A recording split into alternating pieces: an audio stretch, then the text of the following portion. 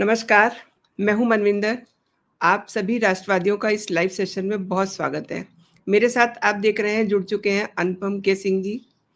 अनुपम जी, जैसा कि अक्सर मैं आपको बताती हूँ, सोशल मीडिया के यंग हीरो हैं और सदैव उन मुद्दों पर बहस छेड़ते हैं जिन पर लोग रिप्लाई करने से भी डरते हैं, यानी कि यंग बोल्ड मैन।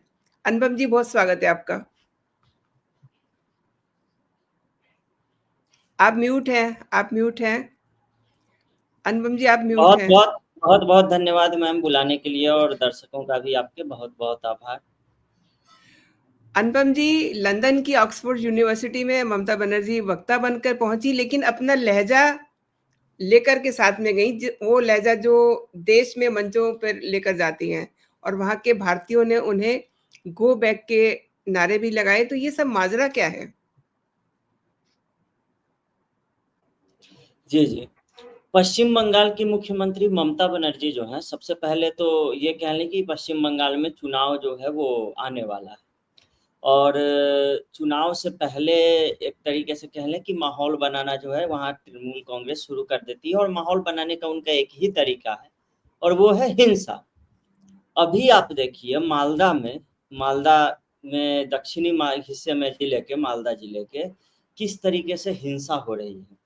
हिंदुओं की दुकानें लूटी जा रही हैं, आगजनी की जा रही है, वाहन तोड़े जा रहे हैं, एक भीड़ सड़क पर निकली हुई है और बाजारों में वहाँ पर सिर्फ हिंदुओं की दुकानों को चुन कर और वहाँ पर हमले कर रही है और उस भीड़ को पुलिस भी नहीं रोक रही है, क्योंकि पुलिस तो वही करेगी जो मुख्यमंत्री ममता बनर्जी की विचारधारा है, जो उनकी विचारधारा है इफ्तार वाली। और अभी चल रहा है रमजान, तो ऐसे में रमजान के महीने में इफ्तारी में जब तमाम सत्ताधारी नेता बंगाल के शामिल हो रहे हैं मुख्यमंत्री सहित, ऐसी स्थिति में मुस्लिम भीड़ पर कोई कार्रवाई क्यों करेगा। और ऐसे में ममता बनर्जी यूरोप में जाकर बैठी हुई है। हमने देखा भी कैसे वो जॉगिंग करने के लिए अक्सर यूरोप चली जाती हैं। कभी आगे की तरफ भागकर जॉगिंग करती हैं, कभी पीछे की तरफ भागते हुए जॉगिंग करती हैं। और सबसे बड़ी बात यह है कि उनके साथ साथ पूरा महकमा जो है, 10 अधिकारी, 4 नेता, उनके सेक्रेटरी, मीडिया वाले, सबको जॉगिंग करवाया जाता है कि सब आगे पीछे जो है उनके साथ दौड़ते हैं। उस तरह की हरकतें जो है वो करते रहते हैं। तो ऑक्सफोर्ड में ममता बनर्जी पहुंची तो उनका विरोध होना तो स्वाभाविक था, क्योंकि आप पश्चिम बंगाल में लोकतंत्र नहीं है ना, तो आप रोक लेंगी लोगों को विरोध करने से। लेकिन जहाँ पे आपकी नहीं चलती है, जहाँ पर लोकतंत्र है, वहाँ आप कैसे रोक सकती हैं किसी को भी कि विरोध आप हमारा ना करो। वहाँ तो ब्रिटेन में लोकतंत्र है, भले मोनार्की भी है लेकिन लोकतंत्र वाला है। तो कहने का अर्थ ये है कि जो कार्य पश्चिम बंगाल की जनता करना चाहती है, जो पश्चिम बंगाल की जनता के मन में है, वही चीज़ों का ऑक्सफोर्ड में उन्होंने जो है सामना किया है। और इसी बात ममता बनर्जी ने सबसे बड़ी बात आप ये देखिए, उन्होंने जो दोष किन्हें दिया है। एक तो उन्होंने दोष दिया है अल्ट्रा लेफ्ट को और एक उन्होंने दोष दिया है कम्युनल यानी सांप्रदायिक फोर्सेज को। तो आप देखिए जो घोर वामपंथी हैं, उनको ममता बनर्जी एक तरीके से वो कह रही हैं, दोष दे रही हैं। तो ममता बनर्जी अभी भी मान के चल रही हैं कि जो अल्ट्रा लेफ्ट है वो उनका सबसे बड़ा दुश्मन है, जबकि खुद ममता बनर्जी अभी तुष्टीकरण की राजनीति की हदें पार कर रही हैं और उन्हें अभी भी भय है कि कहीं ये लेफ्ट वाले मुस्लिम वोटों पर फिर से न कब्जा कर ले, इसीलिए वो बीच बीच में लेफ्ट को जो है वो दोष देते रहती है। और साथ साथ उन्होंने भाजपा को भी घसीटा है, यानी वो दिखाना चाह रही है कि वो भाजपा और ये लेफ्ट वाले जो सीपीआई सीपीएम है उन सबको एक ही पाले में रखती है।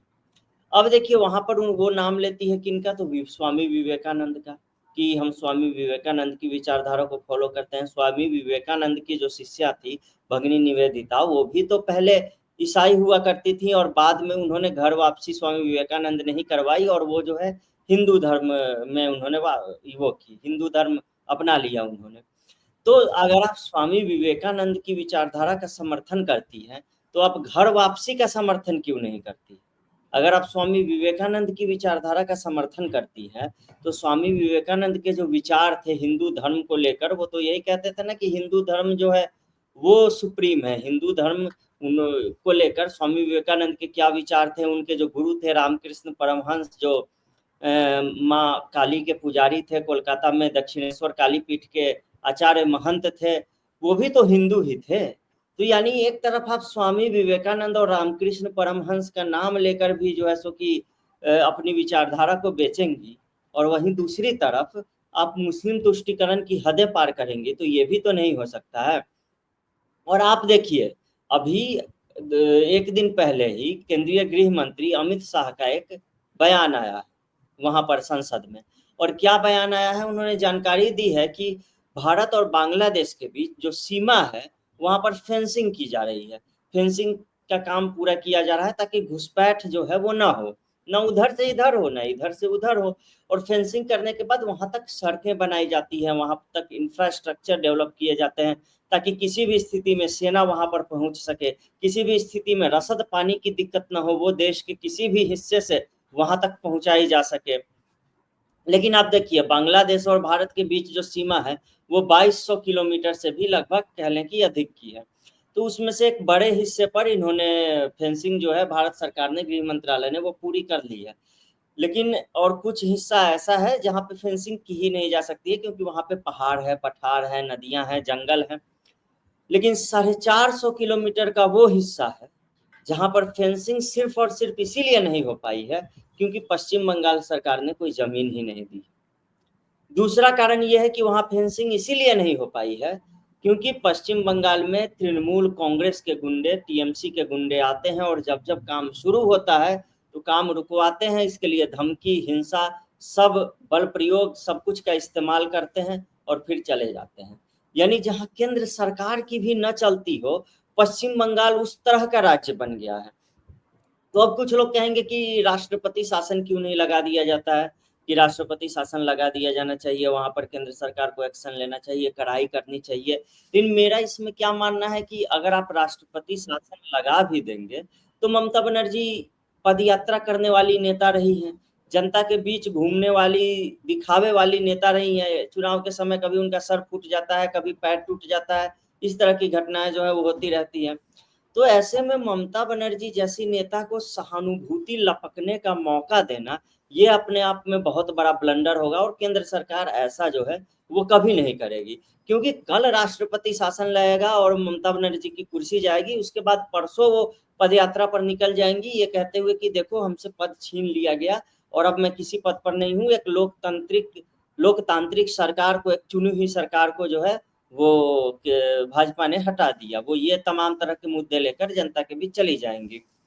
तो उपाय वो भी नहीं है, उपाय यही है कि लोकतांत्रिक तरीके से चुनाव में बिना धांधली का चुनाव सुनिश्चित किया जाए, बिना हिंसा का चुनाव सुनिश्चित किया जाए और वहां पर वोटिंग हो तो तृणमूल कांग्रेस तो अपने आप ही बाहर हो जाएगी सत्ता से और भाजपा वहां पर आ जाएगी।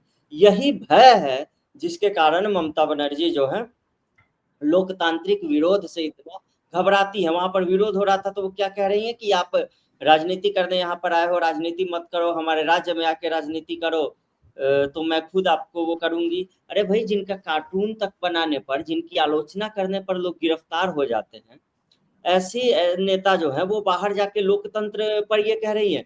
और आप सबसे बड़ी बात देखिए कि ममता बनर्जी क्या चीज पर वहां पर भाषण देने गई थी। वो भाषण देने गई थी पश्चिम बंगाल में महिलाओं का जो है महिला सशक्तिकरण है, उस पर भाषण देने के लिए गई थी।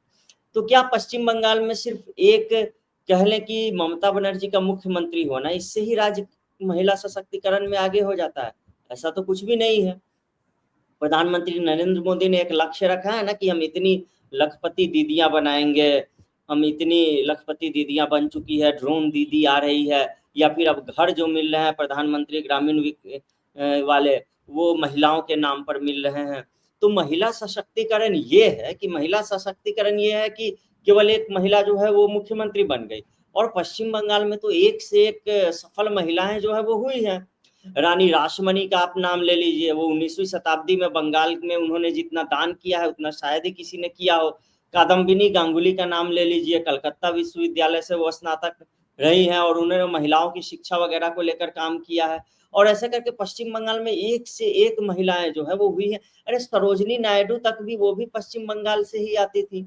तो कहने का अर्थ ये है कि ममता बनर्जी अकेले पश्चिम बंगाल का प्रतिनिधित्व तो थोड़े ना करती है। और वहां पर वो कह रही है कि अब मैं साल में 2 बार ऑक्सफोर्ड आऊंगी और यहाँ से मुझे ताकत मिलती है, एनर्जी मिलती है, ये सारी चीजें।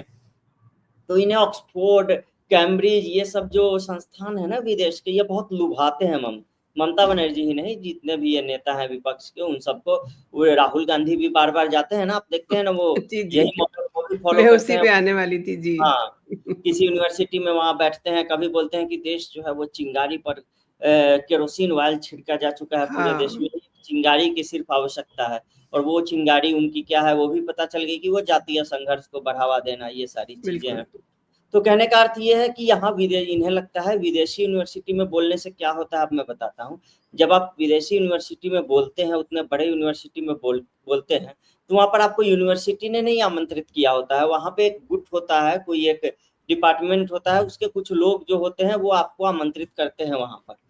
और वहाँ पर तमाम छात्र आपको सुनने के लिए आते हैं, और वहाँ पर तमाम एनजीओ जो है विदेशी, वो आपको सुनने के लिए आते हैं, और वो आप पर दांव लगाते हैं, पैसे देते हैं आपको।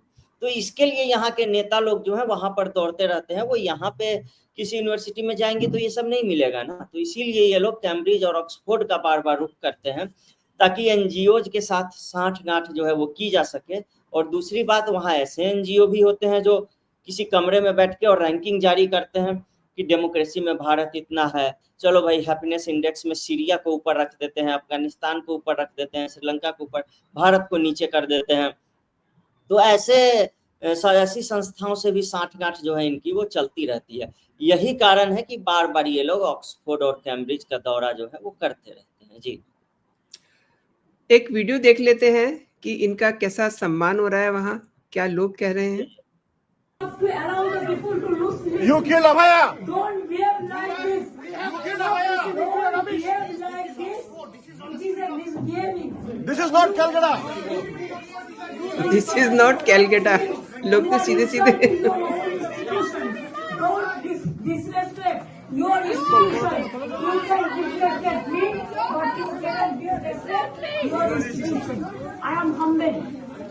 You cannot disrespect. You kill Abhaya! You kill Abhaya! You kill Abhaya! Anything for Dr. Ganguly? Huh? Anything for Dr. Ganguly? Any word for Hindus? Any word for Hindus? Wherever I go, Mamta ji, any word for Hindus? I am for all. I am for all. I am for Hindu, Muslim, Sikh, Islam. Any word? Any?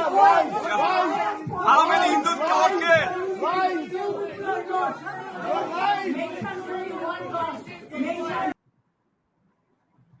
तो इनकी तो मतलब on camera बेइज्जती हो रही है। और आप ये देखिए ना कि वहाँ पर जो लोग हैं वो कोई एलियन लोग नहीं हैं। वो हाँ। बंगाली में वहाँ पर लिख के ले गए हैं, और सब पश्चिम बंगाल मूल के ही लोग हैं, या पश्चिम बंगाल जी। के ही है। बंगाली समुदाय है जो ममता बनर्जी के बीच विरोध प्रदर्शन कर रहा है। ये लोग गुजराती नहीं है, गुजरात से नहीं आए, ये लोग मध्य प्रदेश से भाजपा के घर से नहीं आए हैं, वो बंगाली लोग हैं। और 2 मुद्दे मैं जो यहाँ देख रहा हूँ जो सबसे ज़्यादा उठाया गया है, उसमें एक है आरजी कर मेडिकल कॉलेज में जो अभया नाम दिया गया जिस लड़की को, जो बलात्कार और हत्या की घटना जो हुई थी मेडिकल कर्मी के साथ, वो वाला मुद्दा। और जी। एक संदेश आरजी खाली में कर जो आरजी कर हाँ, जी। ये और एक संदेश खाली में जो जनजातीय समाज की महिलाओं के साथ इनके गुंडे ने, इनकी पार्टी का जो मुस्लिम नेता था उसके गुंडों ने जिस तरीके से, एक तरीके से कह लें सीरियल रेप और यौन शोषण किया, वो वाला मुद्दा। तो आरजी कर मेडिकल कॉलेज वाला मुद्दा जो है, तो वो तो ममता बनर्जी के लिए पहले ही गले की फांस बन चुका है। उस मुद्दे को जैसे तैसे करके, पहले तो एक महिला डॉक्टर के साथ इस तरह की घटना होती है, वो भी अस्पताल में होती है, वो भी राजधानी के अस्पताल में होती है, और वहाँ एक व्यक्ति को पकड़ के और सारी कार्रवाई करके और आतिशीर कर लेती है। और उस व्यक्ति के बारे में पता चलता है कि वो पश्चिम बंगाल पुलिस का काफ़ी करीबी है, वो पुलिस की गाड़ी इस्तेमाल कर चुका है, पुलिस का मुख फिर रहा है, इस तरह की चीज़ें जो है वो सामने आती है। तो यहाँ ये भी तो लोगों ने पूछा कि आप बचा किसको रहे थे? दूसरा ये है कि वहाँ पर जब डॉक्टरों ने विरोध प्रदर्शन किया तो अचानक से गुंडे आते हैं रात में और मारपीट करते हैं उनके साथ, और फिर तोड़-फोड़ अस्पताल में मचाते हैं और फिर चले जाते हैं।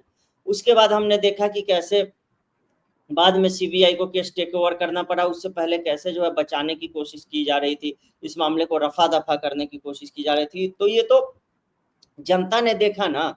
दूसरी बात आप ये ले लीजिए कि जो संदेश खाली में हुआ, वहां पर सबसे पहले क्या हुआ था, ईडी गई थी गिरफ्तार करने ममता बनर्जी के भ्रष्टाचारी नेता को, और ईडी गिरफ्तार करने जाती है तो ईडी के अधिकारियों के साथ ही मारपीट होती है और भगा दिया जाता है। अगर ईडी को वहां से नहीं भगाया जाता तो ये सारा का सारा मामला जो है नहीं खुलता। इसके बाद वो फरार हो जाता है, और उसके फरार होने के बाद जो है महिलाएं किसी तरह से हिम्मत जुटाकर और आगे आती हैं और बताती हैं कि उनके साथ किस तरह के सलूक होते हैं, कैसे उन्हें टीएमसी के स्थानीय दफ्तर में ले जाया जाता है और उनका यौन शोषण किया जाता है, कैसे घरों में से बेटियों को उठाकर ले जाते हैं। और ये सब चीज कई महीनों से, कई सालों से ऐसे ही चला आ रहा था। और ये ऐसे इलाके हैं, मालदा में अभी जो घटना हो रहा है, एक मीडिया संस्थान वहां पे नहीं गया है। एक न्यूज रिपोर्टर जो कश्मीर के लाल चौक से रिपोर्ट करके आते हैं और बोलते हैं यही कश्मीर है, जो यहाँ पे बिहार और यूपी में रिपोर्टिंग करने पहुंच जाते हैं। लेकिन मालदा में बंगाल की स्थिति ये हो गई है कि वहां एक रिपोर्टर अब तक नहीं गया है। ठीक वैसे संदेश खाली में हुआ, वहां भी बहुत कम जो है सुखी रिपोर्टर राष्ट्रीय मीडिया से कह लें कि जो गए होंगे। क्या राजदीप सरदेसाई, रवीश कुमार या फिर अजीत अंजुम, इन सब में से कोई वहां पर गया? कोई नहीं गया। और नहीं बड़े चैनलों ने किसी को भेजा। जो सोशल मीडिया में भाजपा मुद्दे उठाती रही, उसी के आधार पर इधर जो है खबरें बनती रही और सरकार जो है वो जवाब देती रही।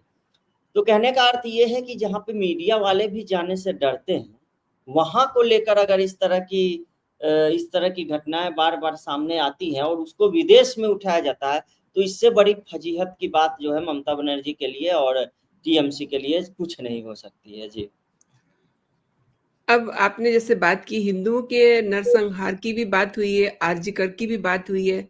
इट मीन्स मतलब ये क्या सोच के वहां चले गई थी? इनको भी तो ये पता होगा कि ये सब सवालों का सामना करना पड़ेगा। इन्होंने सोचा होगा कि जैसे मैं यहाँ पर मंचों पे भाषण देती हूँ, वहां भी बोल करके आ जाऊंगी। अनुपम जी।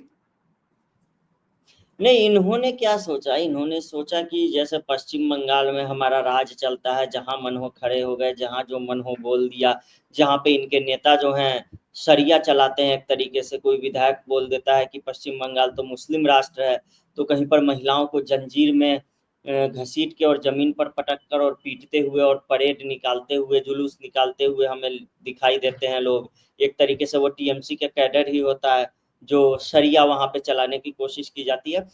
तो इनको लगता है कि पूरी दुनिया में वही टीएमसी वाला शरिया ही चल रहा है और कोई दिक्कत नहीं है, कि जहां मैं जाऊंगी वहां कोई विरोध का स्वर बिल्कुल भी नहीं उठेगा। यहाँ मैं जैसे गिरफ्तार करवा देती हूँ, यहाँ जैसे एफआईआर हो जाती है, कार्रवाई कर ली जाती है, वैसे ही पूरी दुनिया में वैसा ही चलेगा, इनका राज चलता है। लेकिन ये शायद भूल गई थी कि बंगाल से बाहर ये कहीं भी जाएंगी, ये अगर हम देखें तो विदेश में ऑक्सफोर्ड और यूके, तो ये तो अलग बात है।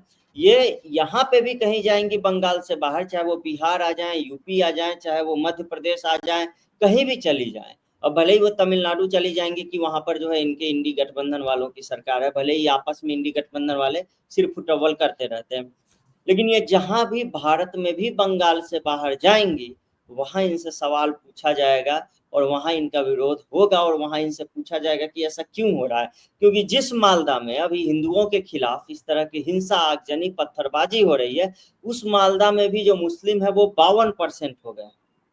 अब आप सोचिए, कहीं पर आधी से अधिक जनसंख्या का मुस्लिम हो जाना, और मालदा, मुर्शिदाबाद, ये जो जिले हैं वो उस बेल्ट में शामिल हैं जो पाकिस्तान चाहता था कि विभाजन के बाद जो पूर्वी जी, पाकिस्तान, जी। वो पाकिस्तान जो है बांग्लादेश अभी जो बन गया है, बांग्लादेश और पाकिस्तान के बीच एक मुस्लिम पट्टी हो। और महात्मा गांधी इसे देने के लिए राजी भी थे कि और वो मुस्लिम पट्टी होती तो भारत एक उधर का भारत रहता, एक इधर का भारत रहता। तो सोचिए कितनी दिक्कतें होती, और वो मुस्लिम पट्टी मुस्लिम बहुल होती पूरी। तो उसी मुस्लिम पट्टी को आज भी अस्तित्व में लाने की कोशिश जो है वो की जा रही है, और उन जिलों में साजिश के तहत मुस्लिम जनसंख्या को बढ़ाया जाता है। और आप देखिए कि उसी का हिस्सा है मालदा और मुर्शिदाबाद जैसे जो इलाके हैं वो, और कई ऐसे जिले हैं जहां आधे से ज्यादा, और जहां तक आंकड़े मतलब हम लोगों को प्राप्त हुए हैं, पश्चिम बंगाल में मुस्लिमों की जनसंख्या 1/3 कर दी गई है, क्योंकि ये ममता बनर्जी के हित में है। और रोहिंग्या और बांग्लादेशी घुसपैठियों को बिठाकर पूरी कोशिश है कि अगला विधानसभा चुनाव जब हो या अगली जब जनगणना हो, तो उसमें 33% जनसंख्या जो है वो कम से कम मुसलमानों की हो, ताकि ममता बनर्जी का किला जो है वो अभेद्य रहे। अभी वो इफ्तार करने गई थी ना वहां पे फुरफुरा शरीफ, तो जी, फुरफुरा जी। शरीफ का जो है वो मौलाना अब्बास सिद्दीकी, वो तो कई बार हिंदू विरोधी बयान दे चुका है। अभी यहाँ पे बांग्लादेश में एक बार दुर्गा पूजा में क्या हुआ था कि फर्जी की अफवाह फैलाई गई थी और उसके आधार पर 80 से अधिक दुर्गा पूजा के पंडालों को तोड़ डाला गया था और फिर हिंदुओं के खिलाफ हिंसा हुई थी, उनके घरों को तोड़ा गया था, पलायन भी हुआ था और भरे दुर्गा पूजा में ये सब कुछ हुआ था। तब यही फुरफुरा शरीफ है, यही मौलाना अब्बास सिद्दीकी है जिसने स्पष्ट रूप से वो समर्थन किया था इस हिंसा का। और आज आप उस अब्बास सिद्दीकी के ठिकाने पे जाके और इफ्तार कर रही हो तो आप क्या संदेश दे रही हो? तो सही इन लोगों ने पूछा ना कि ममता बनर्जी हिंदुओं का क्या? तो बैलेंस करने के लिए तो हिंदू, मुस्लिम, सिख, ईसाई आपस में है, भाई-भाई, भारत सबका देश है, सेक्युलर देश है, तरह-तरह की बातें जो हैं वो की जा सकती हैं, उससे किसी को कोई रोक नहीं सकता है। लेकिन ममता बनर्जी को ये याद रखना होगा कि सवाल जो है, जो भी कुछ भी अभी पश्चिम बंगाल में चल रहा है, उस पर पूछे जाएँगे। जी। आपने बिल्कुल सही कहा और ये भी तो देखिए कि वहाँ पर हिंदुओं के अंदर गुस्सा कितना है, उन्होंने केवल इन्हीं संदेश खली पर ही सवाल नहीं किया, उन्होंने भ्रष्टाचार पे भी सवाल उठाया है। हाँ, हाँ, अभी भ्रष्टाचार पे सवाल उठाना तो एकदम ज़रूरी है। इनके जो मंत्री थे पार्थो चटर्जी, जी, वो क्यों हैं जेल में ये भी तो सामने आना ज़रूरी है। और उनकी जो वो महिला मित्र थी, जो मामूली सी शिक्षिका थी और उस उसके बाद उसके पास करोड़ों रुपए और अरबों रुपए जो मिले, तो वो कैसे मिले और इनका क्या संबंध था वो ईडी ने कई बार छापेमारी की या फिर जो राशन घोटाला या शिक्षक भर्ती घोटाला, बंगाल में लगातार घोटाले हुए हैं, तो भ्रष्टाचार को लेकर भी तो आपसे सवाल बिल्कुल पूछे ही जाएँगे। और टीएमसी जो है वहाँ पर वही चीज़ें कर रही है, जिन चीज़ों का विरोध करके वो यहाँ पर सत्ता में आई थी, उनका विरोध करके, लेफ्ट का विरोध करके जिन चीज़ों के आधार पर यहाँ सत्ता में आई थी, वही चीज़ें ये भी कर रही है। अंत में ज्योति बसु के बाद बुद्धदेव देव भट्टाचार्य की वहाँ पर सरकार थी और बुद्धदेव भट्टाचार्य की सरकार में भी भ्रष्टाचार के तमाम तरह के आरोप लगे थे। और अब ममता बनर्जी के भी मंत्रियों पर एक-एक करके इसी तरह के आरोप जो हैं वो लगते जा रहे हैं। खुद हमने देखा था पिछले साल की कैसे अभिषेक बनर्जी और ममता बनर्जी इन सबको पूछताछ के लिए बुलाया गया था और ममता बनर्जी वो अभिषेक बनर्जी की बेटी को छोटी-सी बेटी का इन्होंने इस्तेमाल किया था और उनका हाथ पकड़ के जो है ईडी के दफ्तर पहुँची थी पूछताछ में शामिल होने के लिए। तो अब आप बताइए जो अपने घर की छोटी भ्रष्टाचार पर पर्दा डालने के लिए अपने घर की छोटी बच्ची का भी इस्तेमाल जो नेता हैं ये कर सकती हैं, तो वो किस हद तक जा सकती है? तो मैं अब भी कह रहा हूँ कि भाजपा को अगर पश्चिम बंगाल में जीतना है, तो सबसे पहले चुनाव आयोग को ये सुनिश्चित करना पड़ेगा कि वहाँ पर चुनाव ऐसा हो कि मतपेटियाँ जो मिलती हैं ना कहीं नदी में बहती हुई, कहीं पर उसमें पानी डाल दिया जाता है, कहीं पर वो कहीं फेंके हुए मिलते हैं, कहीं बूथ पर वो आजकल तो बंगाल में एक वो भी चल रहा है कट्टा इंडस्ट्री, फिर देसी बम इंडस्ट्री, उसमें देखता हूँ बनाते हुए कई वैज्ञानिक महान मारे भी जाते हैं, जो वो बम बनाते हुए। तो ये वहाँ के कई घरों में चल रहा है। तो उस इसको रोक के, हिंसा को रोक के और सबसे पहले स्वच्छ चुनाव कराना होगा। उसके बिना ममता बनर्जी को वहाँ से हटा पाना एकदम मुश्किल है, बहुत ही ज़्यादा मुश्किल है। और आप देखिए ना ये डर का आलम ऐसा है कि भाजपा के सांसद भी जो है वो अपने इलाके में नहीं जाना चाहते हैं। बाबुल सुप्रियो जब भाजपा के सांसद हुआ करते थे, उस समय उनकी गाड़ी पर भी पत्थरबाजी की गई थी। उनको खुद वहाँ से भाग खड़ा होना पड़ा था। तो सोचिए अब आम आदमी का क्या हाल होता होगा और बाबुल सुप्रियो को अंततः क्या हुआ, जाके वापस ममता बनर्जी की पार्टी में शामिल हो गए, काम खत्म। ऐसे ही जो भाजपा के 70 से ज़्यादा विधायक वहाँ पर जीते थे, उसमें से कई अब टीएमसी में शामिल हो गए। तो ये सारी चीज़ें चली क्योंकि नेता जहाँ पर सुरक्षित नहीं है, वहाँ पर जनता क्या सुरक्षित रहेगी? और इन नेताओं को वो वहाँ पर जनता के बीच जाने में भी डर लगता है, कहाँ से ईंट-पत्थर, कहाँ से बम गोले, कहाँ से कट्टा जो है वो चलने लगे, कोई ठीक नहीं है क्योंकि ये वही पश्चिम बंगाल है, जहाँ पर भाजपा के जो राष्ट्रीय अध्यक्ष हैं, विश्व की सबसे बड़ी लोकतांत्रिक पार्टी के राष्ट्रीय अध्यक्ष जेपी नड्डा, उनके भी काफ़िले पर यहाँ पर हमला कर दिया गया था। उसके बाद जेपी नड्डा की सुरक्षा जो है वो बढ़ानी पड़ी थी। तो आप सोचिए जहाँ जेपी नड्डा भाजपा के अध्यक्ष सुरक्षित नहीं है, वहाँ भाजपा के कार्यकर्ता कैसे सुरक्षित होंगे? और हमने वो तस्वीरें भी देखी थी जब पश्चिम बंगाल के तमाम भाजपा कार्यालयों में एक तरीके से धर्मशाला बना दिया गया था और बेचारे भाजपा कार्यकर्ता वहाँ जाके रुके हुए थे, वहाँ जाके सो रहे थे। बाल बच्चों के साथ गए थे, क्योंकि उन्हें लग रहा था तो कि यहाँ तो कम से कम टीएमसी के गुंडे जो है वो नहीं आएंगे और हमें परेशान नहीं करेंगे। तो इस तरह की स्थिति दोबारा ना आए, इस तरह की परिस्थिति दोबारा न बने, उसके लिए चुनाव के समय खास करके उसके लिए चुनाव आयोग को बहुत काम करना होगा, बहुत ज़्यादा काम करना होगा, खासकर बंगाल के सुदूर इलाकों में और जो मुस्लिम बहुल इलाके हैं ना उनमें। जी। वहाँ तो ऐसे-ऐसे मतलब वीडियो हमने देखे हैं कि गुंडागर्दी की इंतहा है। लोग सीधे-सीधे बोलते हैं कि आपने अगर वोट नहीं दिया तो अभी देखे ले वो ब्ला-ब्ला, मतलब इस तरीके की बातें और हाथ-पैर काटने की बात करते हैं। तो आप कह रहे हैं कि वहाँ पे चुनाव आयोग को कुछ कदम उठाने चाहिए। मुझे लगता है कि वहाँ बहुत ज़्यादा मेहनत करने की ज़रूरत है। क्या कहते हैं आप? क्योंकि अब आपने अभी ज़िक्र किया था अमित शाह जी का। अभी उन्होंने 2 दिन पहले ही ये बात कही है कि बांग्लादेश बॉर्डर पर बाड़बंदी के लिए जो ज़मीन नहीं दी जा रही है टीएमसी के द्वारा। मतलब गुंडागर्दी का तो आलम है ही वहाँ। देखिए संदेश खली का जो मैटर था कितने दिन के बाद बाहर आया था। वहाँ भी लोगों को पहुँचने में कितने दिन लग गए थे। एक छोटी-सी टिप्पणी चाहूँगी मैं। जी, जी, जी, जी, जी, जी। देखिए, पश्चिम बंगाल में होता क्या है, भाजपा अध्यक्ष पर ही हमला की बात नहीं है, भाजपा के दफ्तर तक कब्जा लिए जाते हैं। ऐसे एक दफ्तर पर तो ममता बनर्जी की भी का भी वीडियो आया था जिसमें वो अपना वो फूल का चिन्ह बना रही हैं, वो कलाकारी कर रही हैं दीवालों पर। तो वहाँ पे भाजपा के छोटे-छोटे जिलों में दफ्तर तक भी कब्जा लिए जाते हैं और वहाँ पे केंद्र सरकार मुझे लगता है एकदम से लाचार हो गई है। क्योंकि चुनाव आयोग, मान लीजिए पिछली बार कहा जा रहा था कि चुनाव आयोग अर्धसैनिक बलों को पश्चिम बंगाल में सरकार बनने के बाद कुछ महीनों तक वहाँ रहने दे ताकि वो भाजपा कार्यकर्ताओं की सुरक्षा कर सके। लेकिन उसमें भी दिक्कत ये आ जाती है कि आप ये देखिए कि मान लीजिए वहाँ पे सुरक्षा अर्धसैनिक बल छोड़ भी दिए जाते हैं, तो अर्धसैनिक बल वहाँ राज्य सरकार के आदेश से ही काम करेंगे। चुनाव आयोग का काम सरकार गठन और शपथ ग्रहण के साथ ही खत्म हो जाता है। तो उसके बाद जो हिंसा होगी उसमें अर्धसैनिक बलों को भी कार्रवाई करने के लिए चुनाव आयोग आदेश नहीं दे सकता है। फिर वो आदेश राज्य सरकार से ही लेंगे, फिर वो आदेश उनको जिले का एसपी ही देगा क्योंकि सरकार तो अब गठित हो गई है। तो उन अर्धसैनिक बलों का इस्तेमाल भी हिंदुओं के खिलाफ ही किया जाएगा, भाजपा कार्यकर्ताओं के खिलाफ ही किया जाएगा।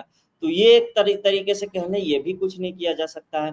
तो भाजपा एक तरीके से वहाँ कन्फ्यूजन में भी है कि क्या करें, कैसे करें। बहुत ज़्यादा आक्रामक अगर खेलते हैं तो कार्यकर्ता निशाना बनते हैं, सॉफ्ट हो जाते हैं तो लोग जो है वापस टीएमसी की तरफ चले जाते हैं। लोग सोचते हैं कि चलो भाई विपक्ष में जाके मरने से अच्छा है कि दिखावे के लिए ही सही ममता बनर्जी का ही समर्थक बने रहो एकदम से, और वोट में जो छपाई हो रही है अपना घर में रहो और तमाशा सारा जो है अपना देखते रहो। तो इस चीज पर लगाम लगाने के लिए चुनाव आयोग को कोई तरकीब सोचनी होगी। चुनाव के समय ही आप अर्धसैनिक बल चप्पे चप्पे पर तैनात करें और सारे अधिकारियों का ट्रांसफर इस हिसाब से करें, या फिर कह लें कि मेरा तो ये कहना है कि चुनाव के समय बंगाल के सारे जिलों के डीएम और एसपी की सेवाओं को जो है वो एक तरीके से निलंबित करके उतने दिनों के लिए और दूसरे राज्यों से वहाँ पर डीएम और एसपी ले जाए जाने चाहिए। उत्तर प्रदेश से। हाँ, उत्तर प्रदेश से लेके जाएँ, अनूप चौधरी वगैरह को लेकर जाएँ वहाँ पर और देखें ज़रा क्या जी। होता है, क्या नहीं होता है। जी, क्योंकि जी। इनसे निपटने का, इन गुंडों से निपटने का एकमात्र मॉडल जो है कारगर है, वो है योगी आदित्यनाथ का बुलडोज़र मॉडल। एग्ज़ैक्टली। वो है जी। जिसके तहत जो है इनकी संपत्ति पर सीधा वार किया जाता है, इनकी अवैध संपत्ति पर वार किया जाता है। सीधा मॉडल है कि इन पत्थरबाजों के पोस्टर जो हैं वो चौराहों पर लगाए जाएँ। इनका सीधा उपाय ये है कि जो भी सार्वजनिक संपत्ति का नुकसान हुआ है, उसकी भरपाई इन्हीं लोगों से की जाए। वो सरकार उसकी भरपाई न करे, तभी कुछ हो सकता है। लेकिन अब यहाँ पर जो है पश्चिम बंगाल में अभी फ़िलहाल मुझे ऐसा कुछ संभव होता हुआ नहीं दिख रहा है, जब तक ममता बनर्जी की ग्रिप वहाँ पर पूरी तरह से मजबूत है। एक बार आदर्श आचार संहिता लागू हो जाए, उसके बाद ही कुछ किया जा सकता है। और भाजपा कितनी लाचार हो गई है, कभी संसद में बयान देती है, कभी इनके प्रदेश अध्यक्ष जो हैं सुकांता मजूमदार और नेता प्रतिपक्ष जो हैं शुभेंदु अधिकारी, वो सोशल मीडिया पर वीडियो वगैरह डालते हैं। ममता बनर्जी को जिन्होंने विधानसभा चुनाव हराया, एक विधानसभा चुनाव हारने के बाद भी वो इतनी ताकतवर बनी हुई हैं। तो कहने का अर्थ है कि आपको कुछ न कुछ तरकीब जो है वो सोचनी पड़ेगी, एक समिति बनानी पड़ेगी, देखनी पड़ेगी और उसमें ये भी ध्यान रखना होगा कि सहानुभूति वो बटोरने का मौका कहीं से ममता बनर्जी को ना मिले। जी। आपने बिल्कुल सही कहा और प्रधानमंत्री नरेंद्र मोदी जी बहुत बार ये सोचते हैं कि पूरा देश अपना है, किसी पर कोई किसी तरीके की सख्ती ना की जाए, क्योंकि जब सख्ती होती है तो अपने लोगों पर ही कई बार सख्ती करनी पड़ जाती है ना। तो ये भी बात सोचनी पड़ती है और अनुपम जी आपने मेरे शो के लिए समय निकाला और दर्शकों को आपने महत्वपूर्ण बिंदुओं पे जानकारी दी। तो लाइव शो को समाप्त करते हैं यहीं पे। जय हिंद, जय भारत। जय श्री